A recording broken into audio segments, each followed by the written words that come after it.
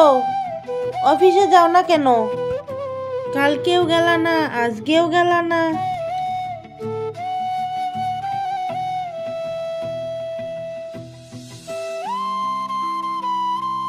Office ছেড়ে দিয়েছি, চাকরি করব না। কেন? চাকরি ছেড়ে দিয়েছো মানে? সংসার চলবে কিভাবে?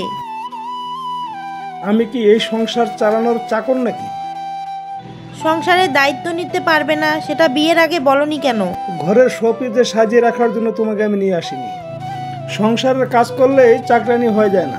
সংসারকে যে নারী আগলে রাখে সেই হলো ঘরের রানী।